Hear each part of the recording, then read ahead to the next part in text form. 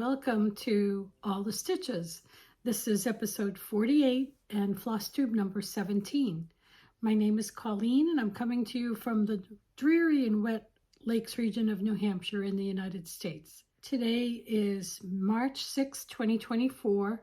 When you'll actually see this upload depends on my slow internet service. Today's episode, aside from being surrounded by sheep, as you can see, I've changed over to my early spring quilts and sweaters. People often ask in the comments about my quilts and things. Since I've talked about these in past episodes, I will just put the details in the description box below this video. So where was I? Today I am back for some cross-stitch finishes, some wool applique, and some quilting. And I have starts and finishes and works in progress for everything. First thing is I want to thank many new subscribers for some reason. I have no idea why that pops up once in a while, but I'm grateful for it and welcome to our lovely community here. And again, thank you also for my longtime viewers who have been with me right from the beginning. Another thank you to anyone who watched my first ever tutorial. I did a tutorial, my last video was in 2 parts and it was lacing and framing needlework. The second part was the tutorial. I know it's not something that everyone wants to watch, but I was really surprised to see how many people watched it, and I got so many nice comments about it, which was lovely. And you know, the best thing of all are the people that said, you know, I don't really do framing and I don't intend to do it, but I really enjoyed watching this. So, I mean, I can't ask for anything more than that. You know, if I can keep somebody company while they're stitching or whatever, then I am happy. But I learned a lot from doing a tutorial. And the big thing I learned is, as I mentioned at the start, my very slow internet service here. The tutorial was long and my video did not upload. It just wouldn't upload here. I sat 3.5 hours at the local library just in order to upload the second part. The first part I did the week before. So I know now I need to keep these videos shorter because otherwise I'll have that problem. So I will try. So with that in mind, I will move right into my finishes. My first finish is a cross-stitch finish, and you'll be familiar with it if you've seen this before. I framed my Santa stops here by Brenda Gervais. I am so pleased to get this done and off the list. I got the frame. I showed this to you finished last time, but it is a fully finished now, so I had to show it off. I got the frame, a wood frame from Custom Frame Solutions, an online company. As usual, they did a great job with a custom sized frame, and I was really happy with. I was so glad I went with this gold beading around the edges here. My wreath was beaded. Last time you saw it, it wasn't beaded, so I did bead it. It's the first time beading for me. And I used a gold bead. And what else? I just tied a little. I didn't have a tiny enough ribbon to tie on the wreath, so I used a little bit of red yarn that I had. So do you see my mistake? If you're familiar with this, I wonder if you pick it out. I found after I framed it, see this tree? How the top little branches, the 2 that go on either side, they're straight, but in the pattern, in the chart, they're supposed to go upwards like the others. Never saw it until I was done and chose to do nothing about it. It is fine the way it is. So that's my big finish. As I've mentioned before, I used all the called for floss here, and I used 28 count Winter Brew rather than the 36, which I believe it calls for. And if you've been here before, you know this is the one that I tried to press and I sprayed that Best Press on it and it's stained. So you can't see a thing, and I'm so happy about that. It was really mainly covered by all this stitching, and there's a ton of stitching on this little piece, and most of the staining was all around the edges. So I feel very lucky about this one, and this one's a special one for me. I did put a paper backing on it, nothing fancy, and I'll be all ready for next Christmas. So that is my only fully finished cross stitch. I have a finished cross stitch, and this will be a start and a finish from last time I saw you. I just started this week and finished it up. From Primrose Cottage Stitches, it's Irish Kisses. Decided I needed a little bit of St. Patrick's Day here. I was thinking when I was little, my father's side was Irish, and my name's Colleen, so, you know. So my father would say, if I went to school on St. Patrick's Day and didn't wear green, my father would say, you have to wear green. With a name like Colleen, you have no choice. So I realized that I have very little St. Patrick's Day in this house, and but I'll consider that a St. Patrick's Day since it's a little Irish landscape. But I also made this.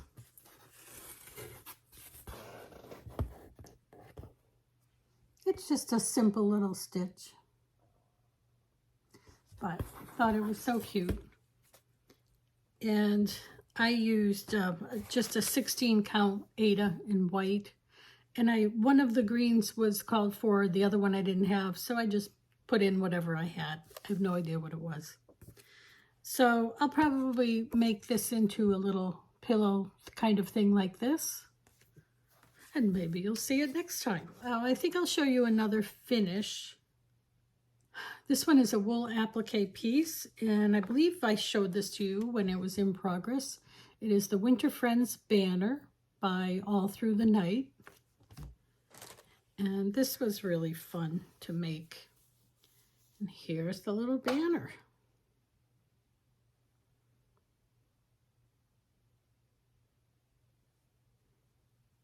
Oh, I could use it as a necklace too, but probably not. So this was a kit that came with this background fabric, these trees, and the wool, and I just appliqued the snowmen, their hats, the greenery. There's a little bit of embroidery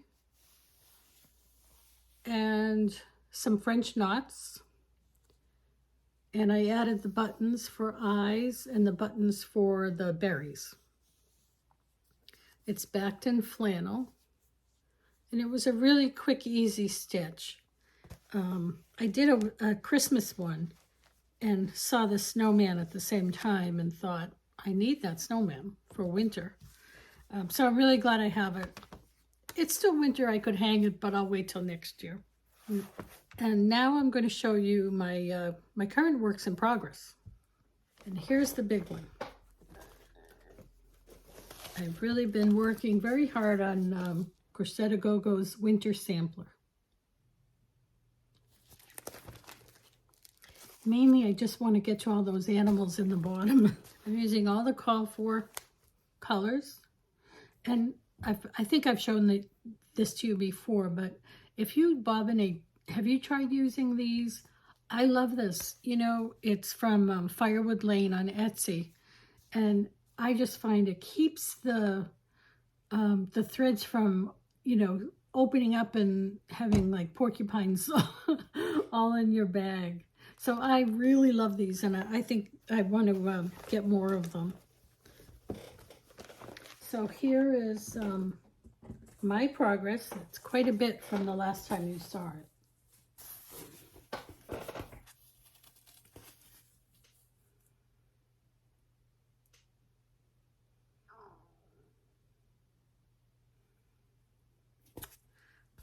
Well, I am loving this, and I just got through that house last night, and as much, just repair this here.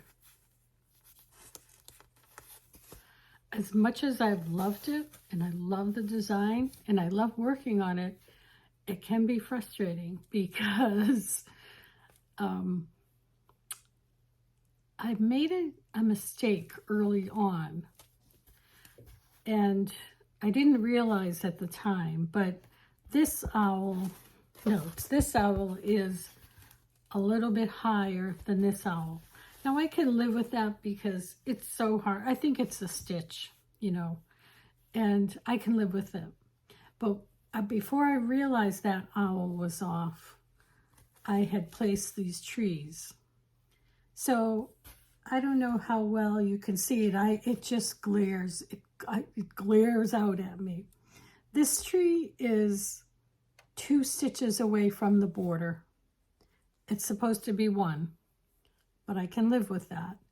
This tree, I have no idea what I did. I think what I did is I lined it up with the owl, but the owl was misplaced. So this tree ends up being a 1/2 stitch, because this is over 2, 1/2 stitch away from the border. And to me, that is glaring. Let me know what you think. But after I make this video, I can tell you, I'm pretty sure I'm going to take this whole tree out and move it over, because it's just going to continue to be a problem. The pattern has these like little plants and a gate, you know, a little fence and some flowers all up through here. So it's going to continue to plague me to have that in the wrong place. So I'm going to take it all out. I don't really want to, because there's a lot of stitching in those little trees and with the birds and everything, but I'm going to do it. So my plan for this is, once I get over the fact that I have to do that, is to just do it, get that part done, finish all these flowers and this part. Then I'm going to continue my border and at least put the skeleton of the border in all the way around. And because I find that that's the only way, with all these motifs that are just kind of scattered. I mean, they're all symmetrical, so everything should be in the same place, but they're still just scattered around. And I find that I make a lot of counting errors when that's the situation. So it really helps for me to get the skeleton of the border in, so I can see where to place my next motif. I'm going to keep at it until I just get tired of stitching for winter. I am using 28 count Vintage Country Mocha, and I'm using all the called for DMC. And here is my second focus piece. What I've been trying to do is I've been working on the winter sampler every night until I go blind, and during the day I try to put an hour or so into this one, and that is All Is Bright by Stony Creek. So I have made progress, but this, for some reason, is such slow progress. And now I'm looking at it on the phone, and it just is on the camera, and it's so pretty. But it's a lot. It's a lot of stitching, and it doesn't look like it, so I don't really understand. I finally reached this part where this blue, it's a very icy blue shadow, kind of streaks in here, and then the white continues. But once I get this section done, and it's probably about yay big, then I can put in the star and the words.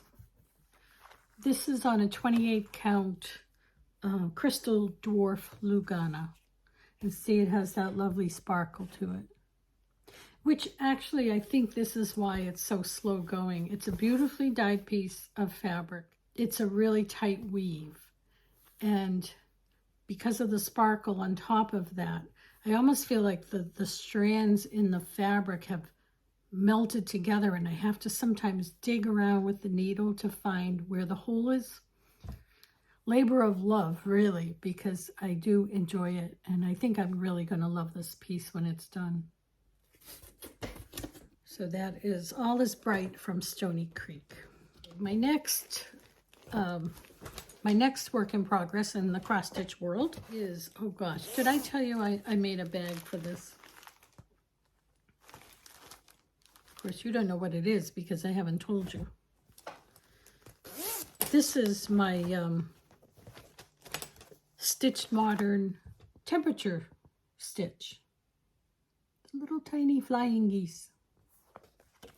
And I've kept it right up. I haven't done yesterday's, but I'll do that later. Every couple days I sit down, maybe 3 days. I sit down with it. Let's see if I can show this.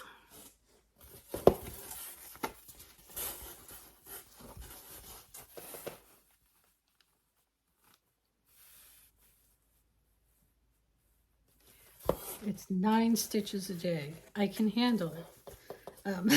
And it has been interesting to see the temperature change and the colors. Love the colors on this one.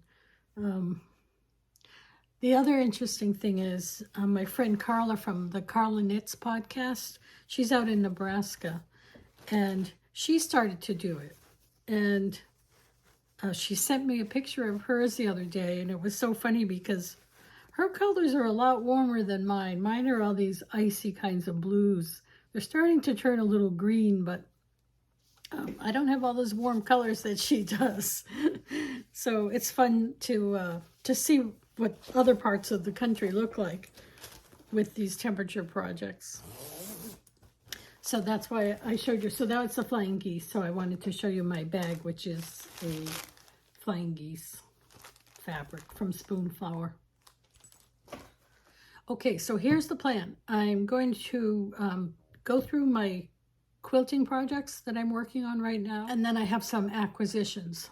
I don't normally show them. I mean, I know I show my pattern parades for seasonal kinds of things, but I don't usually show my acquisitions, but I decided there's a few things here that I thought were really fun, so I'm going to show those.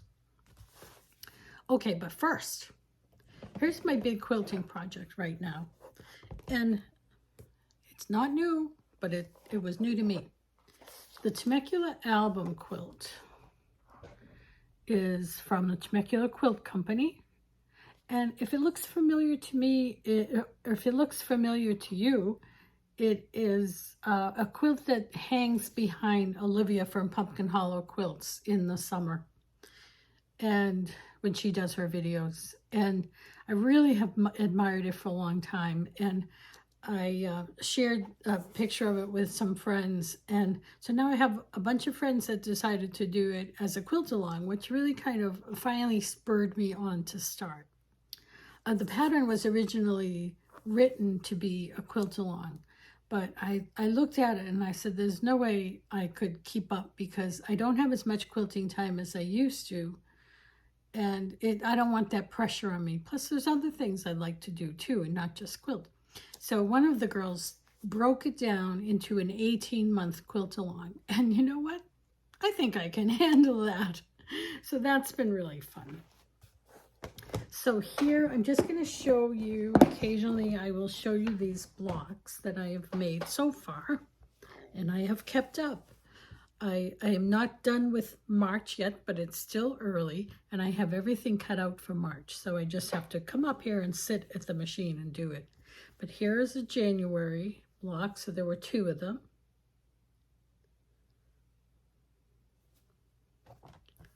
This was a January block too. It's the little schoolhouse block. And I don't know about you, but you quilters out there, this shape always kicks my butt. Always. And this one did too. I took it out a couple of times, but I finally conquered it, and it's good. So move on to February. In February, I did this one. I like that. That's a nice traditional block. I have no idea what they're called, but I won't take the time to look it up. This was a February block. It was really nice. A lot of pieces, but wow, I thought it was so pretty.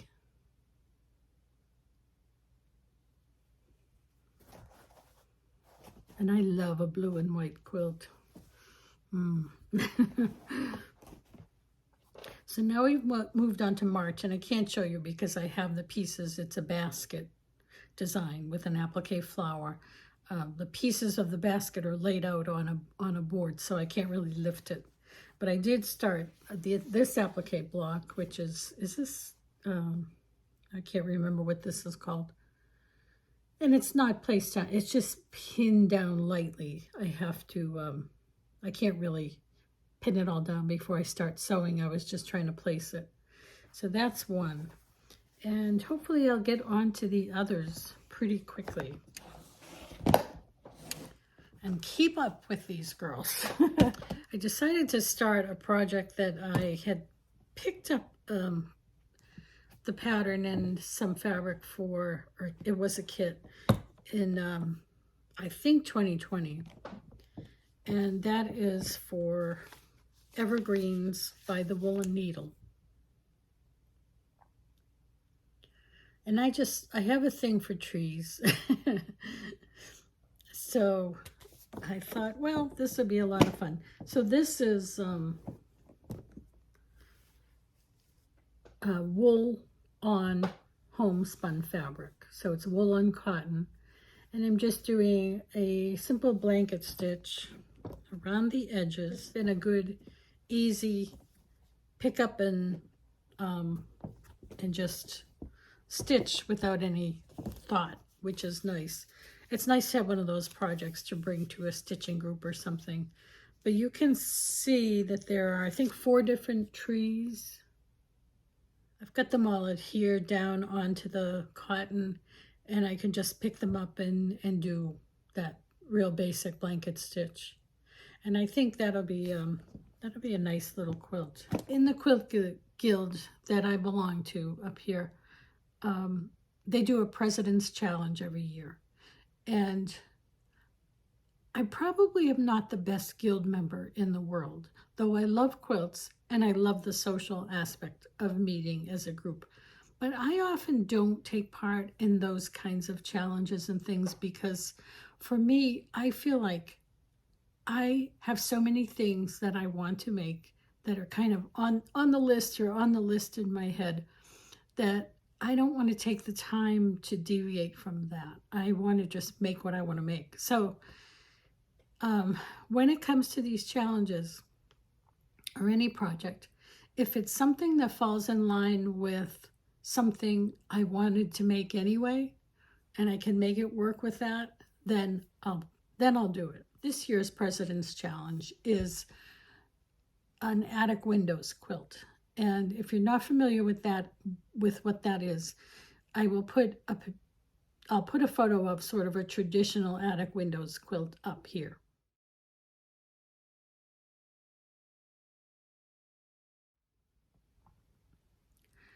So what a lot of people do is they'll take a pre-printed fabric, like maybe a landscape scenery, whatever, cut it up and make those, window frame type piecing. So I'm not going to do that. But the scene that I have wanted to make for a long time, and I think of out the window, when I look out the window, my back window, what do I see? I see Pete outside. This is Pete.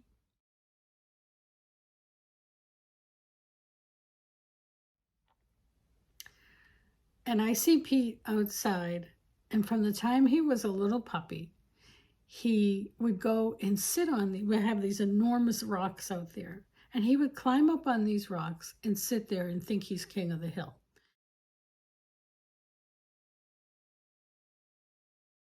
And he'd watch the neighborhood, and he'll watch everything. He'll watch the deer go by and anything else that might be out there.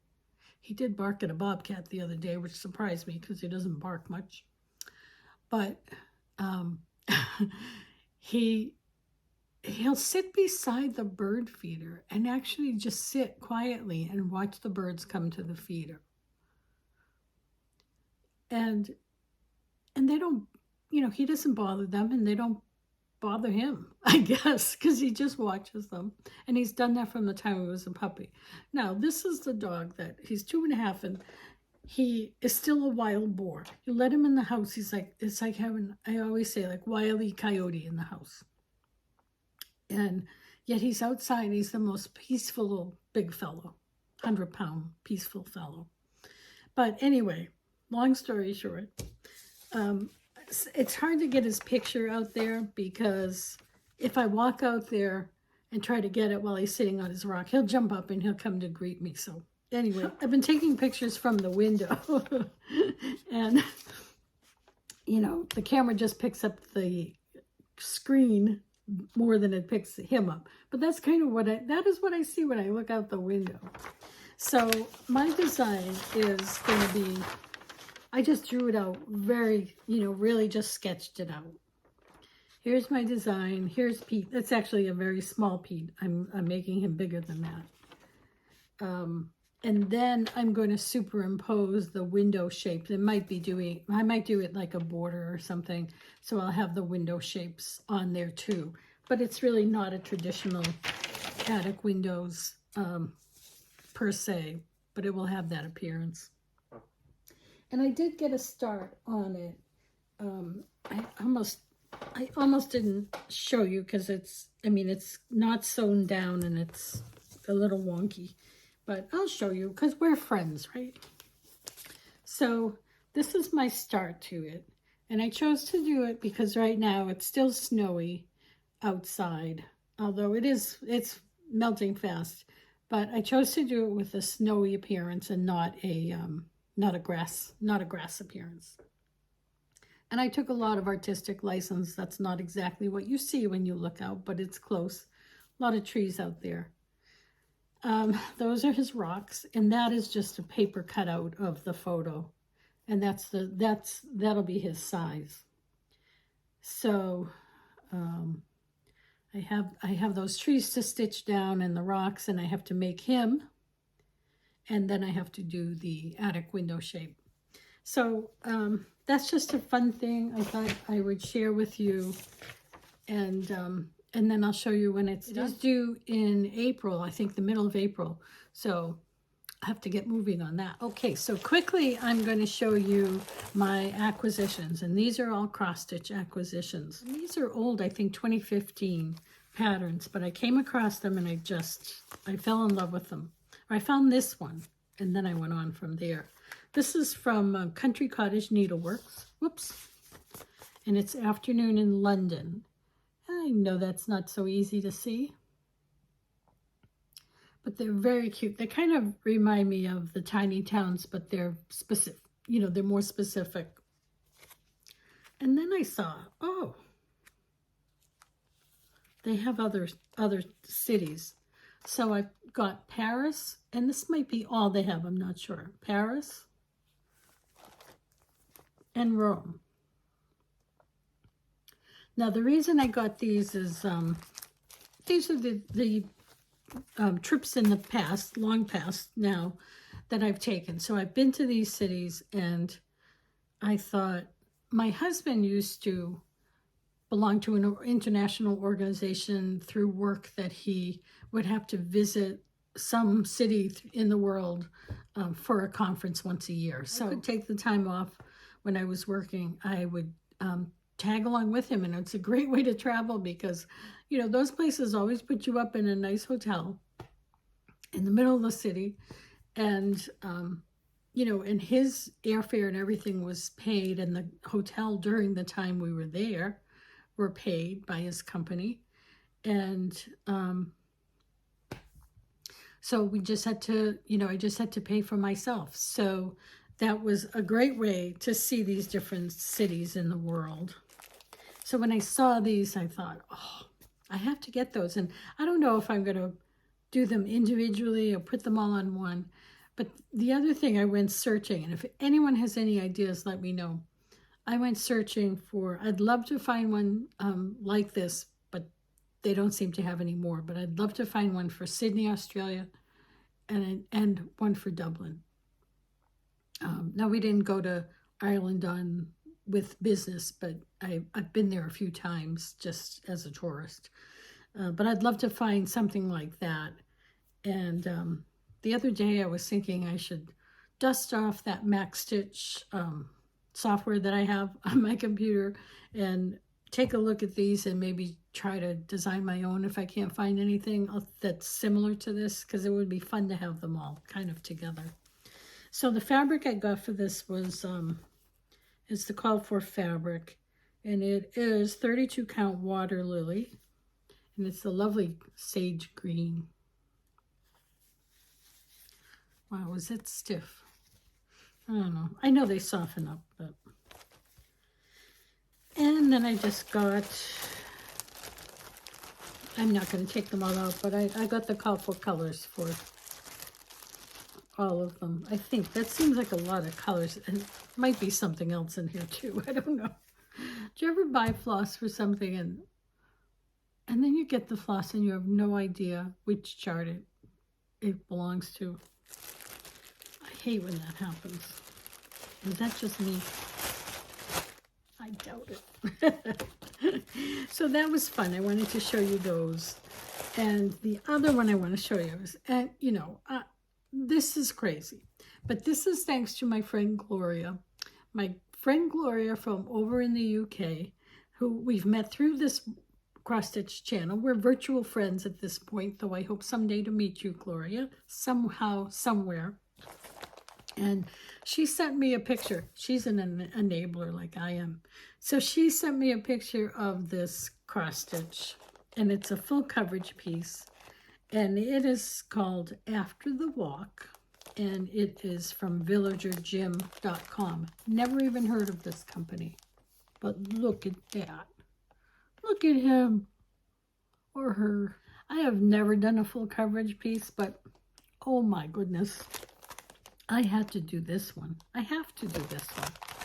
So it is, and it is only on 14 count. It is only 12, and I can't see the small print. Looks like 12.5 by 8.5. So, you know, that's not bad. I can do that. So I picked up the Aida that has the, you know, lines on it. I thought that might help me. And I picked up all of the colorful floss. That's a lot of floss. There's 2 layers there. And I picked up 2 of these things. Oh, you're going to have to help me with these people that do all these full coverage. What do they call these? Floss bobbins or something? So it's magnetic, and I can leave my threads, unstitched threads, in the fabric and just wrap them around these to get them out of the way. I've never done that. If you are someone who is stitched for full coverage and you have any kind of suggestions for me or any hints and tips and techniques, please leave a comment below, because you know, I'll probably go to YouTube and I'll search around and see what videos are out there. But sometimes it's nice to have someone say, make sure you do this and not this, or whatever it is. And like, I don't really know, do I work square by square? Do I work across? Do I just pick something and stitch that? I have no idea. No idea. Give me some tips. So, yeah, I think that's it. That's it for today. I think that's enough. I'm a little bit overwhelmed in a little bit in a good way, but I have so many things going on and still so many things I want to do. And, you know, everything is kind of working out into its own schedule, which is great. I still want to do more. There's so much. And I'm trying to ignore all the Nashville market stuff and all the pre-orders, and because I fell for that last year, and you don't really need to do that, right? I mean, this stuff is going to come up in the future, and then you can just buy it on a more relaxed schedule than just putting a big order in. I mean, and I realize sometimes fabric doesn't come back and all this stuff, but yeah, I can't go for that, because I already have enough, you know, and I already have enough going on. So I'm ignoring all that, and I'll wait for everything to come up on the routine market. And but other than that, I think that's about it. So how's everyone else doing? Are you feeling the same way? Do you see all these ads and say, oh, all this new stuff I have to buy? Or I wish I could buy or whatever. And I think that's it until my next video, which would be, I like to try to wait until I have some things done or some new things to show you, new starts or whatever. I think that's been running about once a month or a little less. So that's good. I'm in that routine. And I'm just babbling at this point. So I'm going to let you go. And I want to thank everybody again for watching this video and for continuing to spread the word if you're spreading the word. And give me that thumbs up because it helps to promote the video to other YouTube users. And please leave a comment below. Would love to hear from you. My email address and other places you can reach me are in the description box where you press that more. And it opens up with all the details of everything I've shown you. Other than that, folks, have a good March, and I will see you next time. And until then, I hope all of your stitches bring joy.